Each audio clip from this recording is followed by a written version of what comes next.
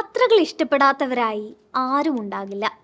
ഓരോ യാത്രകളും ഓരോ അനുഭവങ്ങളാണ്. ഇതുവരെ കാണാത്ത കാഴ്ചകൾ കാണാൻ മാത്രമല്ല, അറിയാത്ത നാടുകളെ അടുത്തറിയാനും യാത്രകൾ നമ്മെ സഹായിക്കും.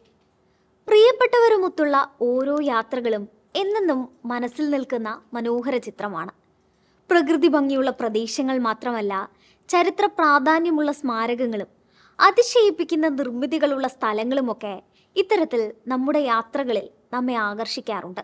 അങ്ങനെയെങ്കിൽ ലോകത്ത് ഏറ്റവും കൂടുതൽ ആളുകളെ ആകർഷിക്കുന്ന, ഏറ്റവും കൂടുതൽ സഞ്ചാരികൾ എത്തുന്ന രാജ്യം ഏതാണെന്ന് നിങ്ങൾക്കറിയാമോ? അതാണ് ഫ്രാൻസ്. 2023 10 കോടി അന്താരാഷ്ട്ര സഞ്ചാരികളാണ് ഫ്രാൻസിലെത്തിയത്.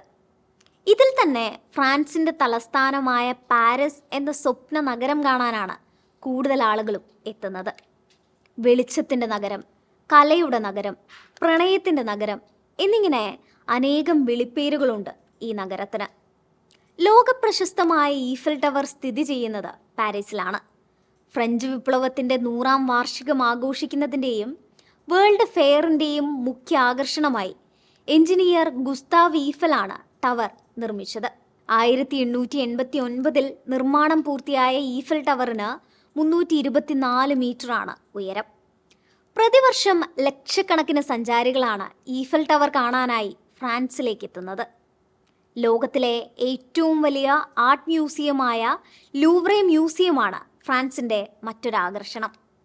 ലോകപ്രശസ്തമായ മോണാലിസയുടെ ചിത്രം ഉൾപ്പെടെ ആയിരക്കണക്കിന് കലാസൃഷ്ടികളാണ് ഇവിടെയുള്ളത്.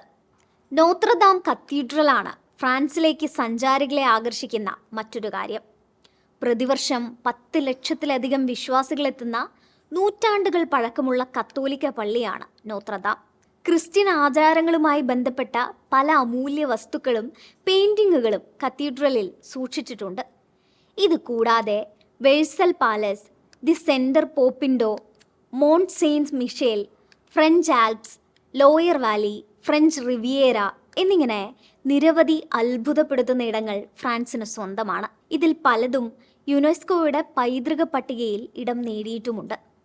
പാരീസിനെ ലോകത്തിൻ്റെ ഫാഷൻ തലസ്ഥാനങ്ങളിലൊന്നായും കണക്കാക്കപ്പെടുന്നുണ്ട്. ലോകത്തിലെ ഏറ്റവും വലിയ ഫാഷൻ ഷോകൾക്ക് ആതിഥേയത്വം വഹിക്കുന്നതും പാരീസാണ്. അന്താരാഷ്ട്ര fashion ബ്രാൻഡുകളായ channel, Dior, Louis Witton തുടങ്ങിയവയുടെ ആസ്ഥാനവും പാരീസ് തന്നെയാണ്.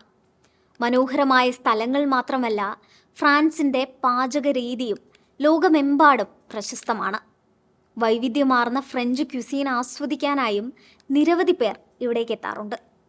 ഇത് കൂടാതെ ഫ്രാൻസ് ലോകത്തിലെ മുൻനിര വൈൻ നിർമ്മാതാക്കളിൽ ഒന്നാണ്. ഇവിടുത്തെ ബോർഡോ, ബർഗണ്ടി, ഷാംപെയിൻ തുടങ്ങിയ പ്രദേശങ്ങൾ ആഗോളതലത്തിൽ ഏറ്റവും മികച്ച വൈനുകൾ ഉൽപ്പാദിപ്പിക്കുന്നതിന് പേരുകേട്ട സ്ഥലങ്ങളാണ്.